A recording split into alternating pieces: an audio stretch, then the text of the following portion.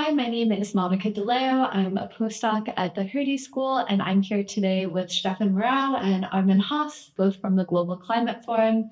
And we are here today to talk about their new paper on Mefo operations. So I think I'll start with you, Steffen, if you'd want to maybe give a bit of background on what the paper is about and what motivated you to study this topic. Thanks, Monica. So it's a pleasure to be here with you and to discuss our latest research. The paper is written in the context of our research group, which we call the OBFA-TRANSFORM project. It's called the Political Economy of Financing Large-Scale Transformation. And we look at different instances where specific financial vehicles are being used that we call off-balance sheet fiscal agencies. And we have the hypothesis that these OBFAs, as we call them, play a very crucial role when states want to finance large-scale transformations. And so we do a series of case studies on war finance, on reconstruction finance, and also on decarbonization finance. And we look at 3 countries, Germany, the UK, and the US. And so this is the first really big historical case study that we've done. And it's a case study of Germany. It's Germany in the 1930s. So we're here in Berlin. And so we took the chance to go to the archives here and deal with one of the famous or infamous instances of OBFA financing, because it was done from 1933 to 1938. So it's connected to the rearmament after the Machtergreifung of the Nazis. Mm-hmm. And sometimes this operation has been called financial wizardry, and we just want to understand how it actually worked. So it's a bit of a tricky issue because we also don't want to be too... So it's a difficult era of German history, mm-hmm. and yet it is a historically very important, influential time. And so we thought we can use our methodology of the OBFA-TRANSFORM project and just investigate what really happened there from a political economy perspective. Mm-hmm. Great. And I guess one quick follow-up on that, as somebody who's not from Germany, I guess I'm curious what it's like to study a very dark period in your country's history. We were thinking whether to do that, and this is a good case study, but it's, I guess, the whole idea to look into OBFAs or to use this concept and really think how do states finance big transformations. I mean, this was one of the episodes that I had heard of, and I didn't really understand it, mm-hmm. but I knew it was important. And we're looking for an angle how we can just from a scientific perspective approach it and trying to reconstruct what actually happened without glorifying it, but it does make sense to just look into it and understand how these mechanisms work back in the days. Mm-hmm. Yeah, great. I guess I'll go to Armin next to ask a bit more about your experience. How do you study this topic? Where do you start? What's it like going to the archives? What kind of years did you start looking at? What's the context for your experience studying this? One of our signature tools is to reconstruct balance sheets, mm-hmm. historical balance sheets. And because what typically in economic history, balance sheets do not play that much a role. Mm-hmm. But we think that when you really nail down the things and put them into a balance sheet, you understand better what was going on. Mm-hmm. So that was our approach. Mm-hmm. And so at least I had the dream. I go to the archives, find the balance sheet of Mefo, and that's great. That it did not work out as I dreamt of it. We were not able to find the balance sheet. We now understand that among historians, it is very controversially disputed whether the balance sheets ever existed, mm-hmm. or not. Mm-hmm. You can easily argue why they never existed. I would guess they did exist, but in the archives, no trace of them. Mm-hmm. That might be due because they are lost. So I discovered that concerning the Mefo operation, there is basically nothing from the years 1933 to 1935, just no files, nothing. Mm-hmm. So, and the people in the Federal Archive couldn't tell me why that's the case. Mm-hmm. It might never be put on paper, which I think I doubt that, but it could be easily lost during the war. Mm-hmm. we don't know. But it was also a state secret when it took place at the beginning, right? So they also didn't really want to. So it was very illegal what they did for multiple reasons, and it's also just the case that they didn't want to leave any traces about that. So yeah, which made it even more challenging to reconstruct that particular episode of OBFA financing. And so how do you deal with this as a researcher when the balance sheets you're looking for just don't exist? Well, we try to reconstruct them based on the information that we had. So we had quite some evidence, but we also need to engage into guesswork. It's a bit of detective work. I mean, but so we have a conceptual framework that is thinking that the world is so we think of the world as a web of interlocking balance sheets in which every asset needs to have a matching liability. And when you want to provide financing, you have to expand those balance sheets and you have to create new assets and liabilities. And so those are the basic rules of double entry bookkeeping. And so there are just some formal requirements that have to be there, whether it's secret or not, and whether you use this on a bank balance sheet or if you use an OBFA balance sheet. So you can, you can, like a detective, you find some infos here and some hints there, and then you try to just reconstruct the general mechanism. And we don't know if it's historically 100% accurate, but it is very plausible that it worked that way. And it's still just quite instructive of how it has been done. So to provide the financing for the particular political purpose that they had, which was rearmament in this case. Yeah, great. And I guess I'll pick up with that political purpose, maybe to ask if we start with the early 1930s, when does the story around Mefo operations start? What's happening during that time? What's the context? Well, the context was that Germany was in dire straits. So it was not the Black Friday of 1929 that really made things very dire in Germany. It was the collapse of two big German banks in summer 1931. And basically, after that, the unemployment numbers exploded, culminating into 6 million in winter 1931, 1932. And being unemployed back then, that was definitely not nice. So there was no unemployment payment as we know it today. So there was a little bit, but that was not sufficient to sustain your life. So that was a big social catastrophe. And the experts, the economists and the people from the ministry, they understood in fall 1931 that the winter will be very dire. So they convened a meeting, back then a secret meeting in the premises of the Reichsbank, in order to discuss what they could do. And the interesting thing about this meeting is there are the minutes published in 1991, 6 years after. Very interesting. I read them as a student. Fascinating read. And the interesting thing is that they, over a weekend, they came to two conclusions. Conclusion number one, what they would need is a deficit-financed economic stimulus. And conclusion number two, it's not possible.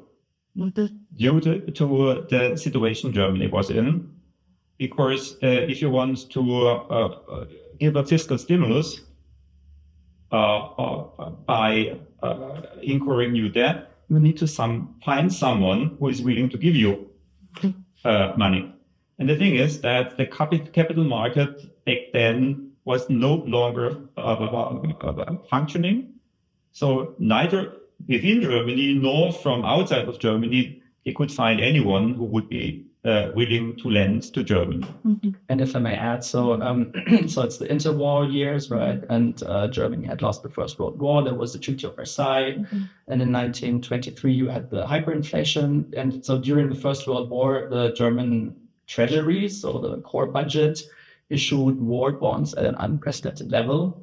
And then during the hyperinflation, they basically freed themselves from that debt and did not properly repay them. So you can interpret this as a series of sovereign defaults. Okay. And so that means that in the late 20s and early 30s, the German state was the worst possible debtor you can imagine. So they wanted to do debt financing, as Armin said, but nobody wanted to give them money because of the sovereign bankruptcy. So so they were in a situation when they thought we need to do something against the Great Depression, as other countries did, but they were very limited in their ability to do so. Okay. Yeah, and then of course it was discussed. Well, if no one is willing to give us money, then we need to print it ourselves. Which then the Reichsbank came in as a candidate. Then there was agreement that's not possible. Why? Because that was outruled by the mandate of the Reichsbank for good reasons. Because this was a direct consequence of the hyperinflation 1923. So they reformed the Reichsbank and basically outruled money printing. So you can say, okay, we just changed the rules. That was not possible because these rules were guaranteed by international treaties with the Allied victors. So of course, you could also try to change that, but that won't happen within months. That would take years. And so the consensus of this meeting in September 1931 was, we can't do anything. Yeah, it sounds like global constraints on a few different dimensions between the Treaty of Versailles, the Great Depression, and then, also these constraints on the Reichsbank. Okay, and so Mefo operations come into the picture then. Yeah, maybe even before the Mefo operation started. I guess my understanding also, following from the research that we've carried out in the last few years, is that the interwar period when after the lost First World War was really a time of balance sheet experimenting, if you want, right? So they had to introduce a new currency to deal with the hyperinflation, and they created all sorts of new financial vehicles that we would call off-balance sheet fiscal agencies throughout the 1920s and the Weimar Republic, when they somehow had to manage their very strained financial system. And then in the Great Depression, from 1930 onwards, so also still during the Weimar Republic, they came up with a couple of new OBFAs, like the OBFA, which I think it's called Gesellschaft für öffentliche Arbeit or something. So like a public works OBFA that use these mechanisms of off-balance sheet financing when neither the state budget nor the central bank can really help.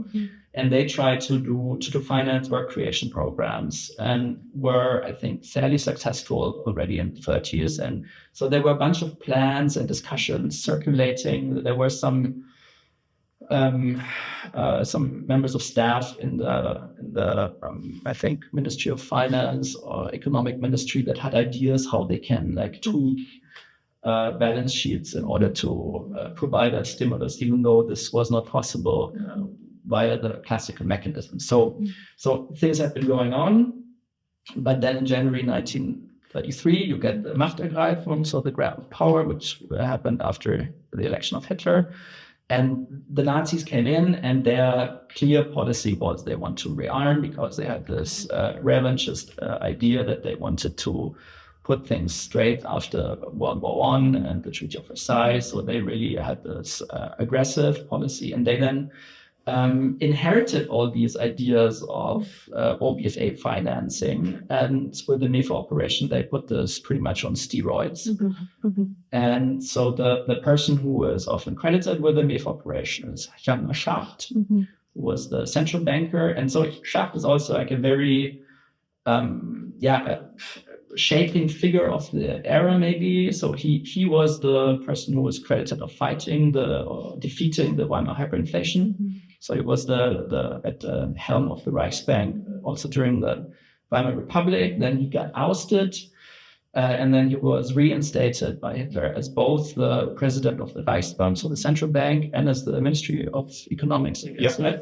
Yeah. And so he then, it's a bit controversial, if it was really his brainchild or still an inherited concept, but still usually it's said he was the financial wizard who came up with this, but he devised this Mefo operation, which then was used as secret rearmament finance through an OBFA that was called the Metallurgische Forschungsgesellschaft, which is, so Mefo is the short term for it. And they founded this Metallurgische Forschungsgesellschaft just shortly after the Machtergreifung, and then used it to really aggressively expand their balance sheets to provide financing for rearmament, which they were not allowed to do according to the Treaty of Versailles.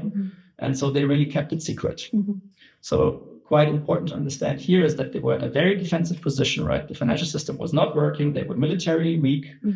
They wanted to rearm. They were not allowed to do it. So they were looking for a way to do it without anybody noticing. And that's why for the first couple of years, it was really a state secret, well-kept state secret. Yeah, and so the purpose of the Mefo operations then, if I understand correctly, is both rearmament, but also this kind of monetary stimulus as well. Is that fair to say? Yeah, absolutely. Yeah. Okay. And I guess maybe it makes sense at this point to talk about what an actual Mefo operation is and how it works both towards rearmament, but how it also works for this monetary stimulus as well. Yep. And the key tool that they used was what is now known as Mefo bill. Now we need to a little bit zoom into what commercial bills are, because that is something that only few people know. A commercial bill is a kind of security, and it's a securitized trade credit. It developed in the Middle Ages, and it was basically all around until around 2000. So since 2000, commercial bills don't play any role any longer. But it was a key tool, like say that many trade credits among professional traders had the form of commercial bills. Okay. So, and the commercial bill was not just important for trade credit among traders, business people, but it was also the tool for issuing new money. So central banks basically bought commercial bills and issued new money when they bought the commercial bills. That was still the main source of new money in Germany in the 1950s. Wow. Yeah. So that then in the 60s and 70s, that changed.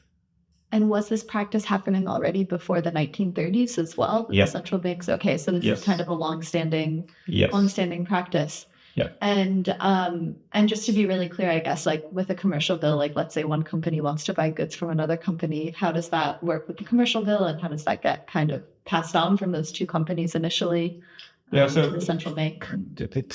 It's straightforward. I want to buy goods from you in order to sell them to other people, but I don't have money. So I can ask you for credit. And if you trust in my business and in my willingness to pay you, you will basically give me the stuff and I can pay you later. But you want to be on the safe side. So we basically create this commercial bill between the two of us in the beginning. So you basically, this was very standardized. There's a specific form. You would fill in that form. And in the form, you would say, yes, Armin Haas will pay 1,000 euros in 3 months' time to the owner of this piece of paper. So then you give it to me, I sign it. This means that I take the obligation that I will pay 1,000 euros in 3 months' time to whoever is going to present this paper to me. And then I get the stuff from you, I sell the stuff, and in the end, in 3 months' time, I can pay this bill back.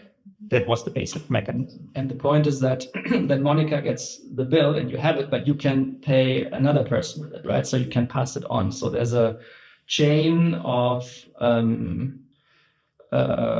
liabilities, you might say, right? But so it can actually circulate, and in that sense, it is a substitute for money if you want.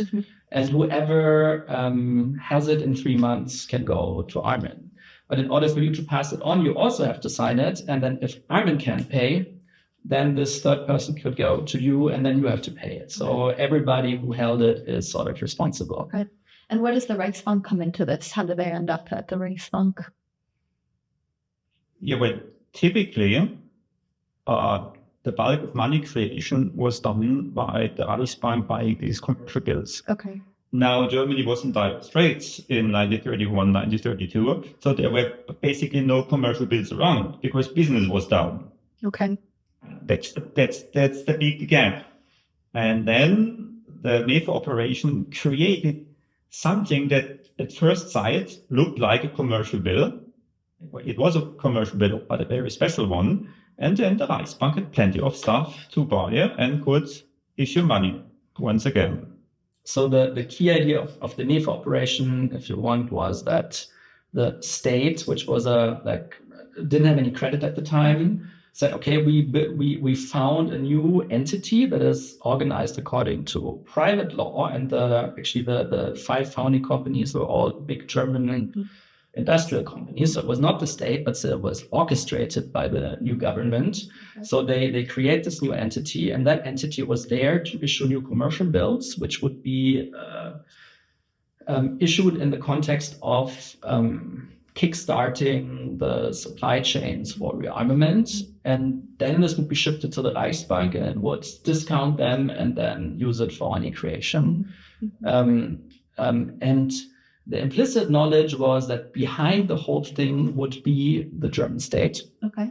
But it never openly appeared there. So it always looked like a commercial credit. And that is maybe so we call it also like a camouflage sovereign debt issuance, because they did not issue treasury bonds like we would usually do, but instead they issued commercial debt. Right. Because the state didn't have any good standing at that time. But yet guaranteed it, which was only known to a very limited number of institutions that participated in that. And it worked because they all colluded, because they said, okay, we do this now. So we'll pull ourselves out of the slump where the banking system isn't working, where we cannot get like regular commercial bills. And we all like put our faith in this new credit instrument that they called Mefo bill.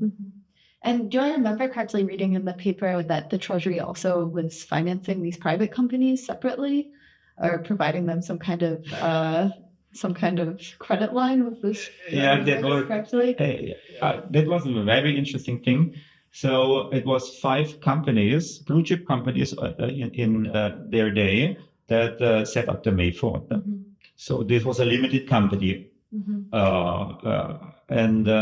so they had to inject some money, so equity. And the interesting thing is that then 2 years later, it was the German state who basically paid them the money back, but not officially. It was not, you cannot pay equity back, but they think they got a loan, something like that.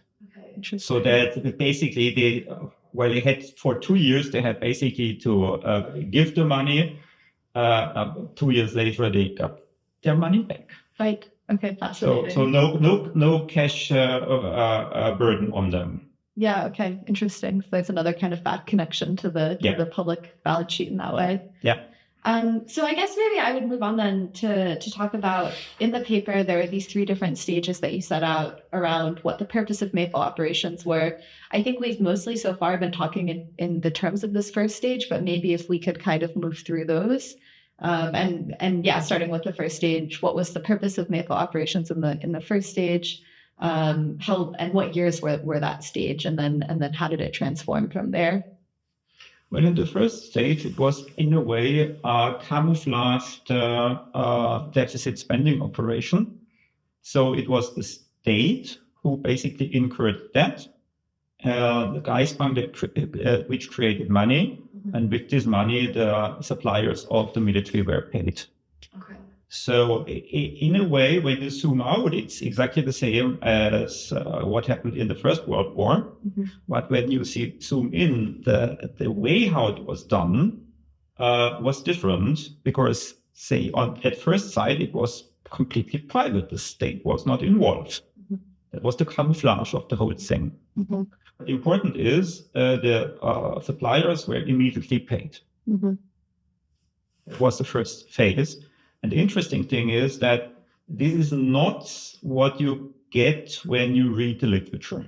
Okay. In the literature, they typically describe the whole operation of phase 2 and sometime of phase 3, but we only found 2 authors that mentioned that it was different in phase 1.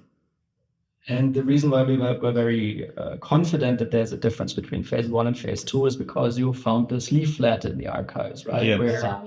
Where was it the Mefo or somebody informed the companies involved in the Mefo operation that now they had to deal differently with their Mefo bills. So there was all the Mefo bills itself have been destroyed, so we couldn't find them. And again, it's a lot of backward inducing work here, so detective work as we called it. But yeah, so with this leaflet, they really explained that now there is a change of mechanism, and yeah, in our reconstruction of the balance sheet mechanics that were actually going on, we understood that this is really a big difference.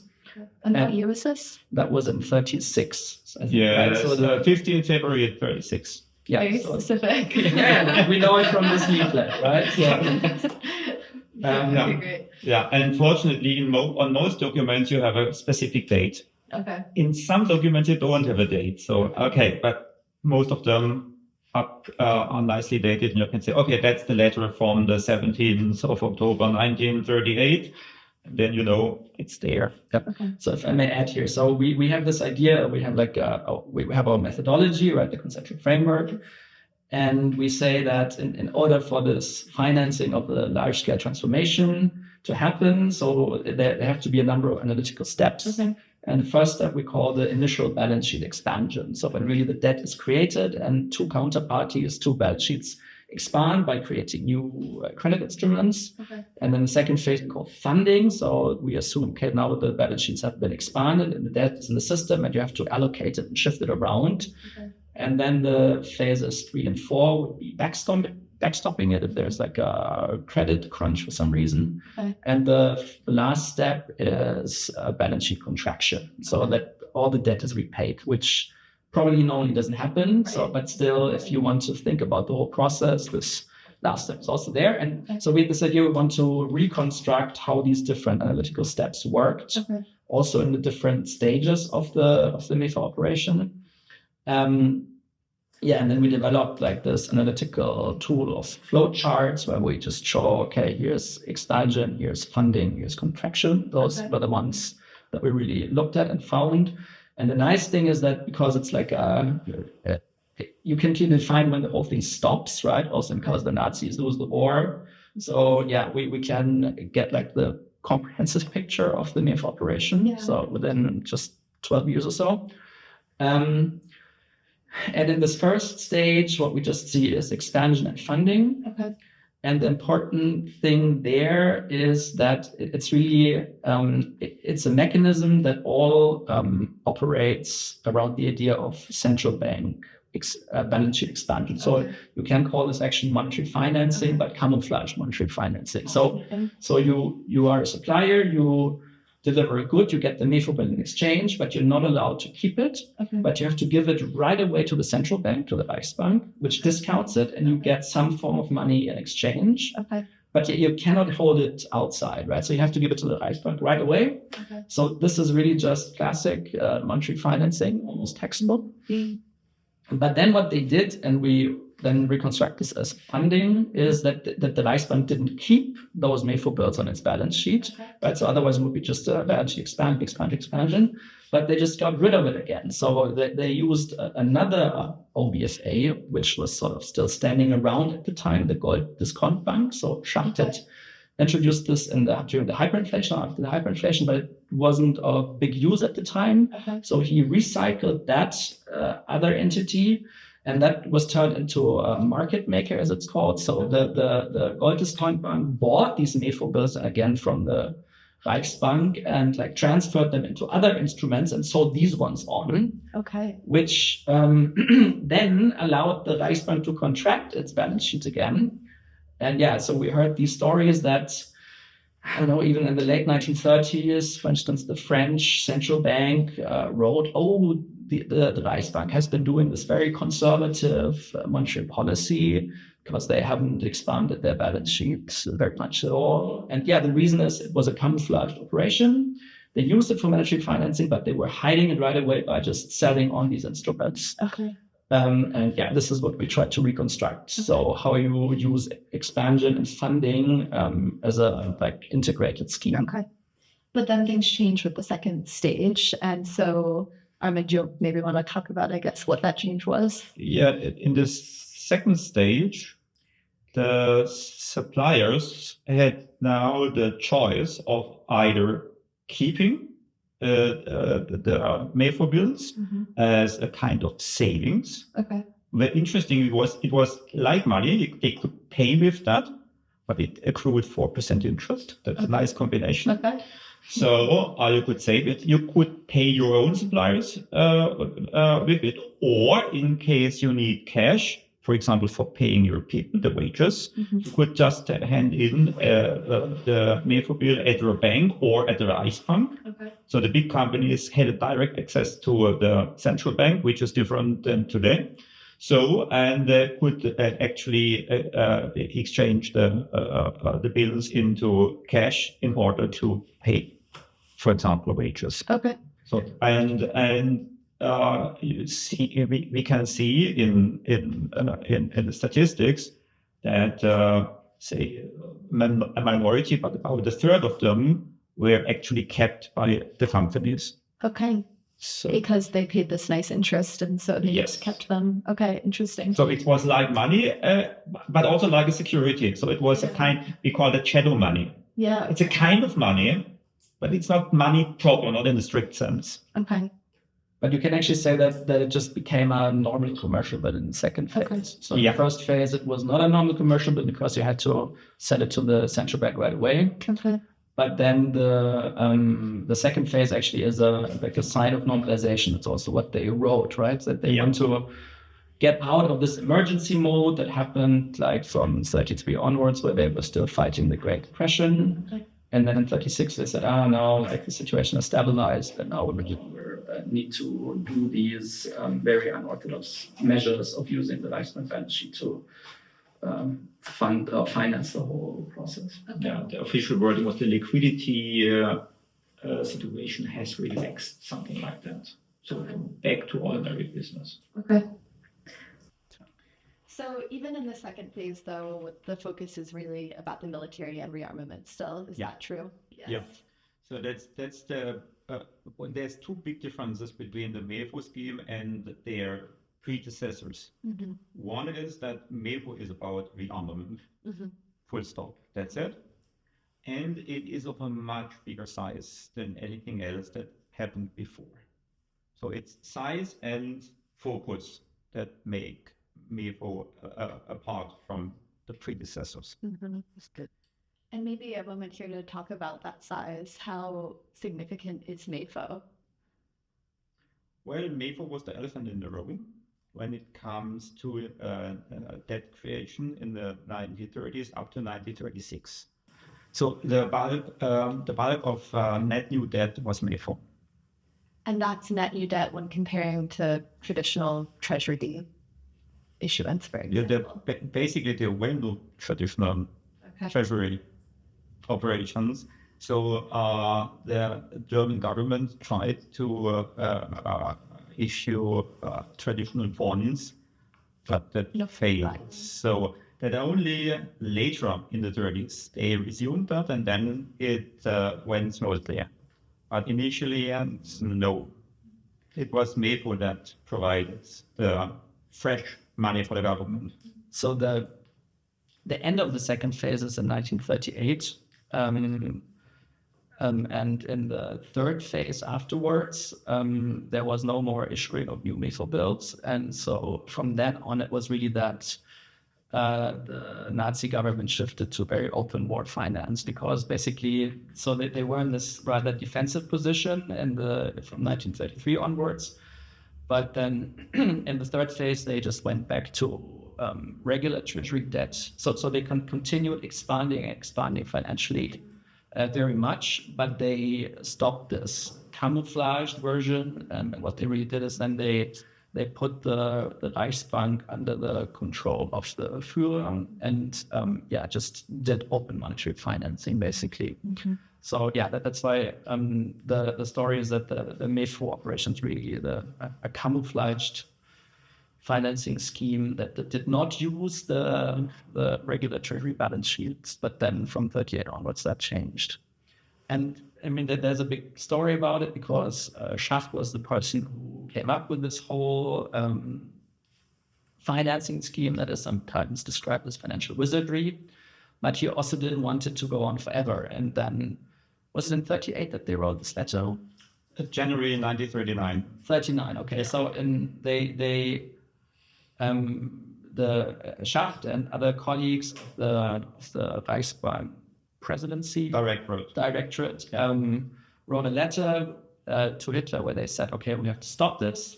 So we did this because we wanted to fight the Great Depression, and but now we have really overstretched it, and we have to now start with a more conservative policy again.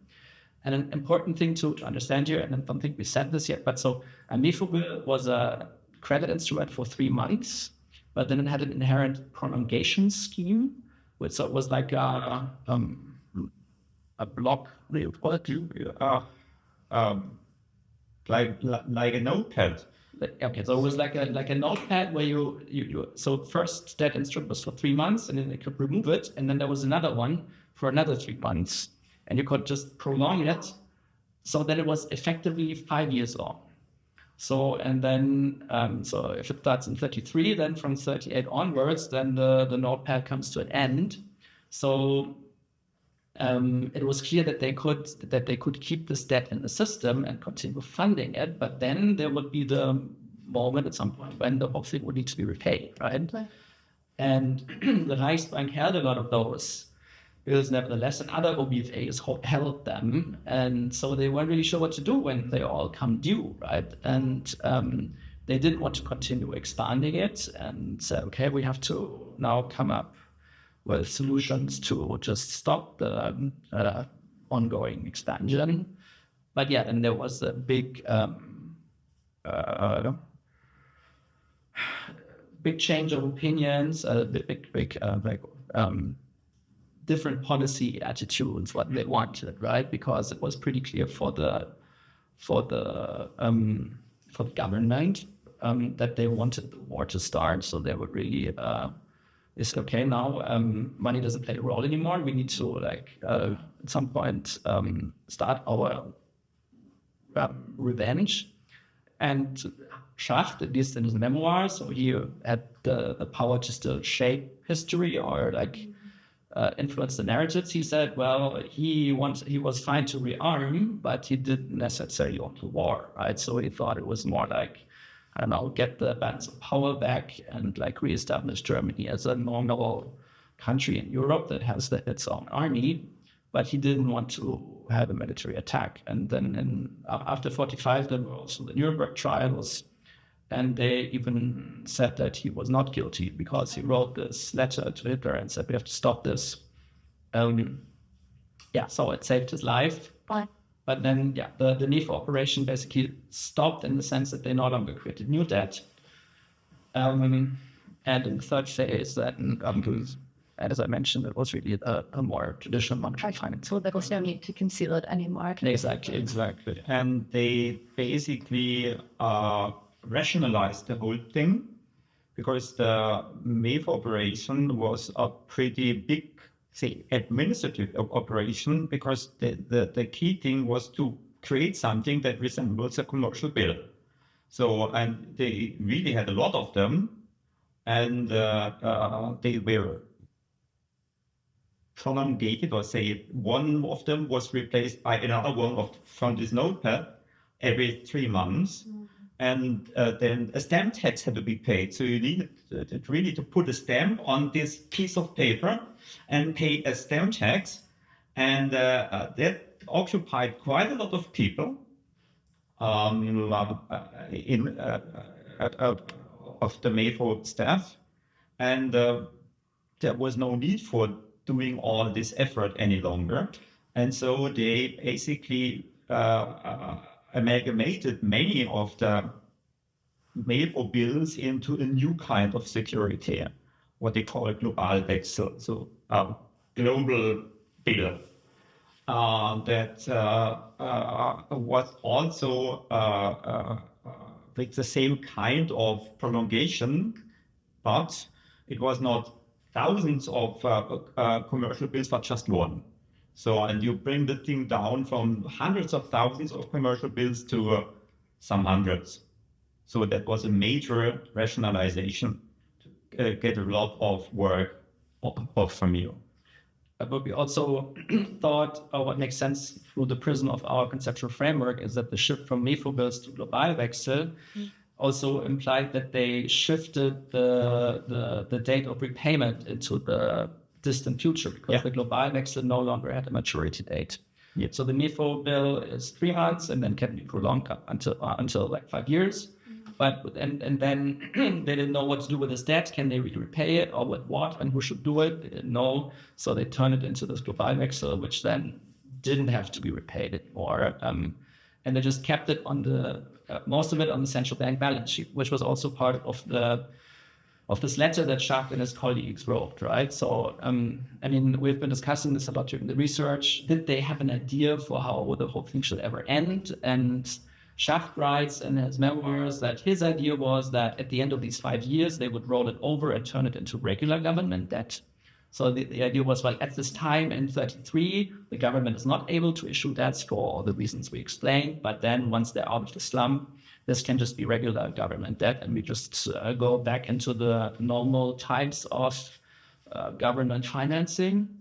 But what actually happened is that most of the Mefo bills, while they kept on being issued, were on the central bank balance sheet by 1938. So they wrote in this letter that almost the entire asset side of the central bank by 1938 are these Mefo bills, which pretend to be commercial bills but are not really commercial bills.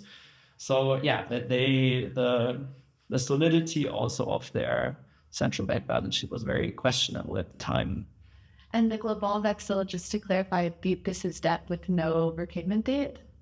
This is sort of the conclusion of our detective work. So so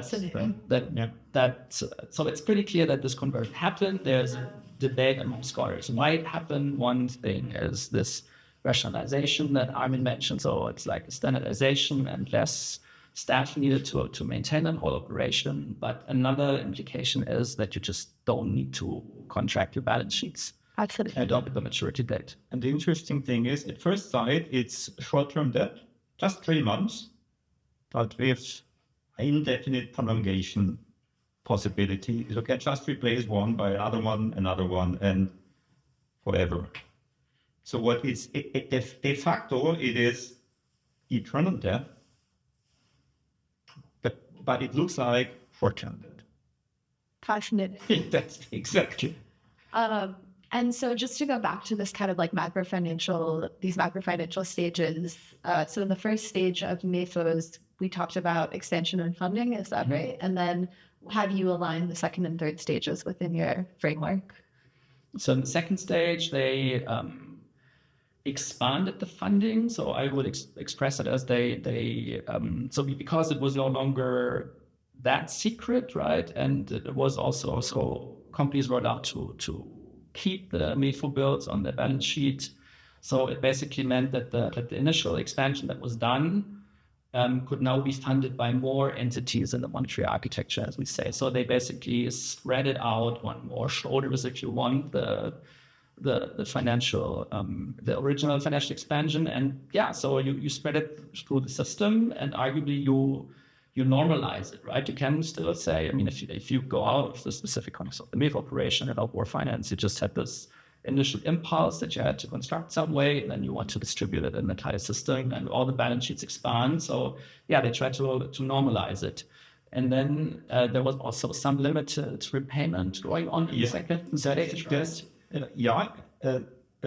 See, that's what you can read in the literature, a little bit of repayment. There is one colleague, a Japanese researcher, who basically discovered that it was pretty big, the repayment. But so a lot of things were repaid, but then say the they had the freedom to then reissue new commercial bills for that. So, when you take that into account, say that the financing via Mefo bills is even bigger, because in the literature you see only the net figures, the gross figures are even bigger. So it was in a kind, simultaneously, it was contraction, but then compensated by even more new expansion in the phase number, in phase 2. Yeah, and so the third phase is defined through the ending of new expansion. So in the third stage, we really just have funding, and the big change there is the shift to Globalwechsel, and then also contraction. And the main contraction in our understanding happens with the 8th of May 1945, when the Nazis lose the war, and through the unconditional surrender, the state ceases to exist formally, and then you are within an undefined situation, right? If the state doesn't exist anymore, do then these balance sheets that are connected to the state still exist, and what's with the debts that are there? And at the end of the day, it took many years until after the war, until all these questions were settled, but basically the majority of all the debts were just written off, right? So the balance sheets contract, but disorderly due to, unconditional surrender.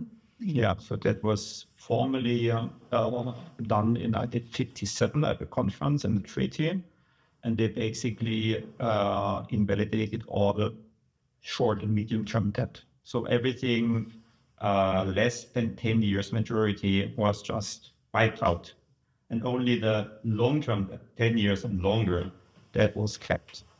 And what we can add is, we want to look at different instances of OBFA financing, not just in Germany, but also in the UK and the US. But the German case is interesting from a research perspective, because there's this endpoint, right? Because normally these processes just go on and on and on, and it's very difficult to specify when they actually come to an end. And here we have this endpoint, which just it makes it possible for us to really throw our conceptual framework at it and just really integrate into it. Which helps coming up with this idealized phase of expansion, funding, backstopping, and contraction. Maybe now's a good moment as well, because you talked about the interlocking balance sheets, to ask about this monetary architecture framework, which you used to study the Mefo operations in the paper. And so I guess we've kind of been talking about this framework in latent terms throughout this conversation, but if you want to elaborate a bit more about what this actually is and how this helps you study the topic in the way that you do. Sure, that's just the one aspect of the conceptual framework that we have in this research group. And the idea is that if we think about money and finance, what we really think about are balance sheet relations, and these balance sheet relations are historically specific. So they look different in the 1930s than they look today or in the 1980s. So it's a complex adaptive system, but the basic rules of it have been the same for many, many centuries, right? So those are the rules of double-entry bookkeeping. But there's an evolutionary story involved. So you, at some point, you come up with a new balance sheet, maybe a central bank.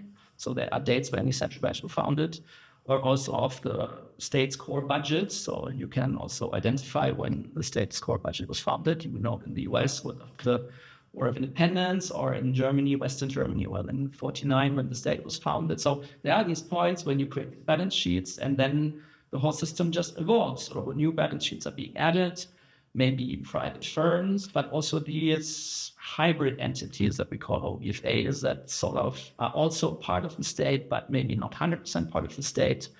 And so the monetary architecture framework says, let's just trace the evolution of this web of interlocking balance sheets. You're never able to 100% grasp it, so it's always an idealization.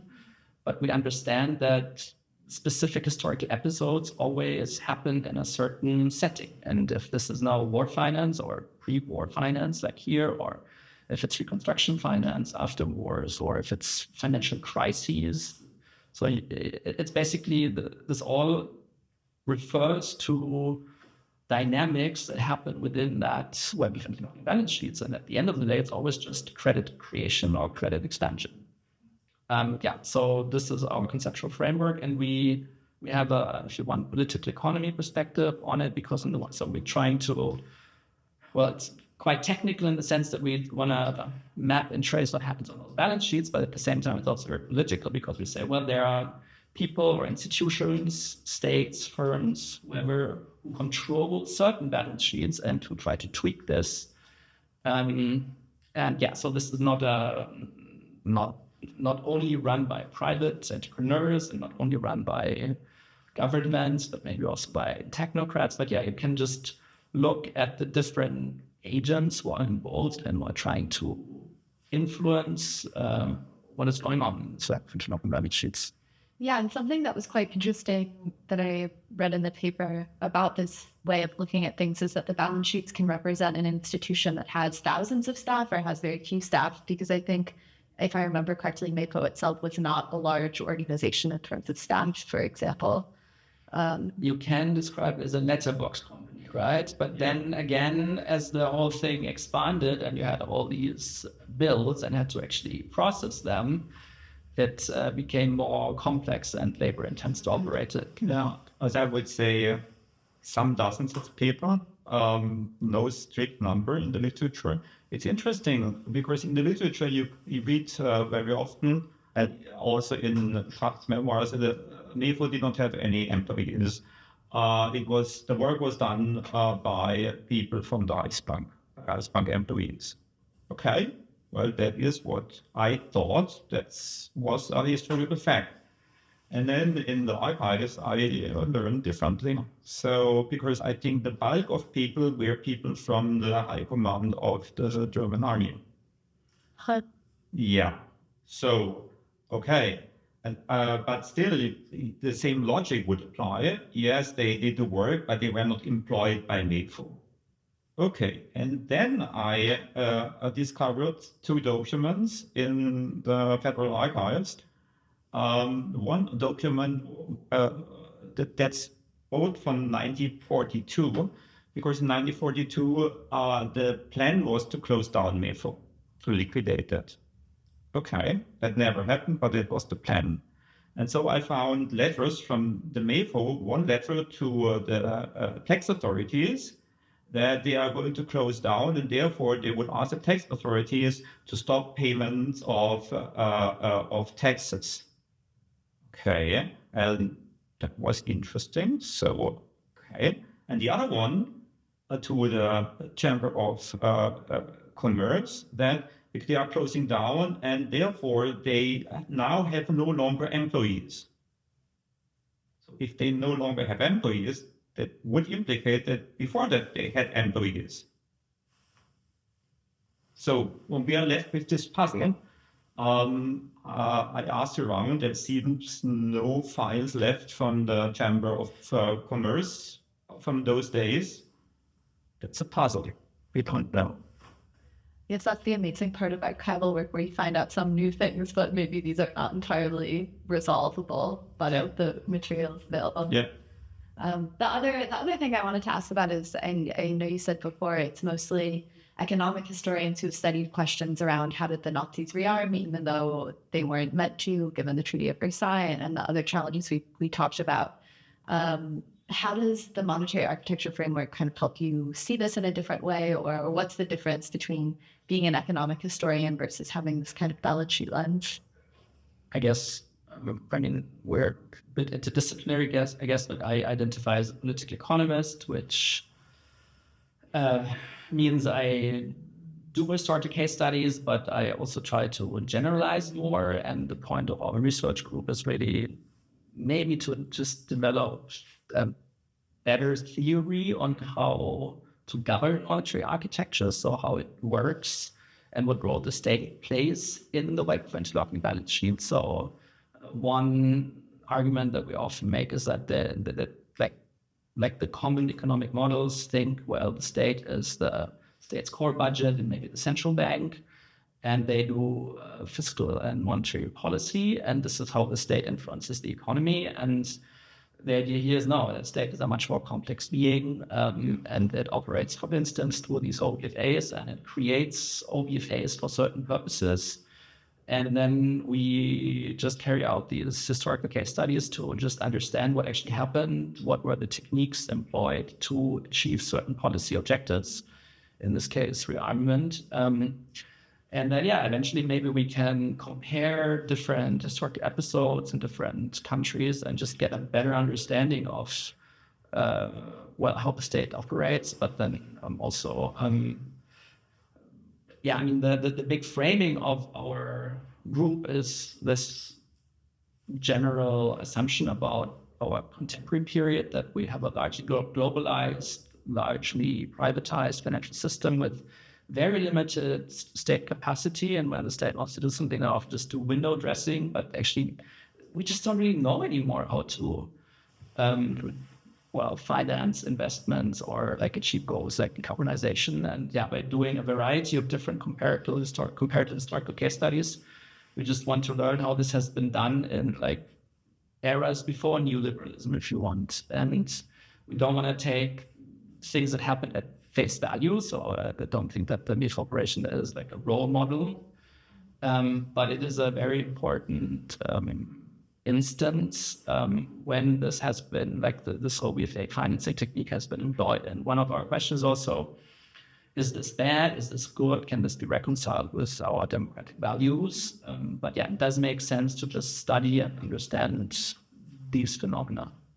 Well, and it seems too, like even just from a historical perspective, a really crucial piece of the puzzle in understanding 1930s Germany, how rearmament actually happened. Yeah. And that will lead up to the Second World War. The Mefo operation seems like quite a crucial part of that. It is the quintessential. Yes. Yeah, and so it's this real lever point. You can see some technicalities. The Mefo itself was a new OBFA, set up specific on purpose. But the Gold-Discount was a legacy thing, 10 years older, and that was repurposed. So then I think this is something that is a universal pattern. You get new OBFAs, you get existing OBFAs recycled for another purpose. And this is just one example of how it works. And we expect that we will see other examples from other cases that show the same pattern. Okay, so I think we're moving towards the end here, but I'd just like to ask one more question of both of you, maybe starting with Armin, which is, what's something that's really interesting or surprising that you've gotten out of this whole experience of researching this? Well, it's the first time that I worked as an economic historian proper in the archives. And I only knew that from hearsay, but I encountered it on the very first day. I knew what happened because I read the books. It was in the archive. First day, I got documents before my eyes. It was different. So that's quite a beginning. Day one. Day one. Yeah. Okay, impressive. And I also say the stuff that I read. Now you go to Berlin Lichterfelde, you basically ask for the files, you need to ask them dig ahead, and then you get microfiches, and then you just jump in. And basically this was mail exchange, letters, proper letters on paper back then on the 30s, all high secret, between the Reichsbank, the Ministry of Economics, Ministry of Finance, the High Command of the Army, and of course some notes for their files. That was all highly classified. You can just go there, read. It's fascinating. I find this comment that very fascinating. Very cool. Yep. Steffen? Yes, I guess for me, when writing the proposal for the research group, the Mefo operation was one of the big cases that I had in mind because it's so infamous and it's almost mythical. You hear this label of financial wizardry, and yeah, there are like new instruments involved, and by now I feel I understood what happened. It's not so mythical, right? And it's not wizardry. It's just, well, tweaking the web-talking balance sheets. And it's a very interesting case to see how well the hybridity of private finance of these commercial bills and of public finance sort of plays out in this particular context. And it's a bit of a good proof of concept that the methodology works, and that you can actually just understand how these pretty important things have been done in its political economy, because it's really how politics and private interests collude to tweak the web of interlocking balance sheets to like achieve their particular policy objectives. And yeah, so I'm very happy that I'm no longer confused by the whole mechanism, but I think I basically understood how that worked. And it was not rocket science. It was just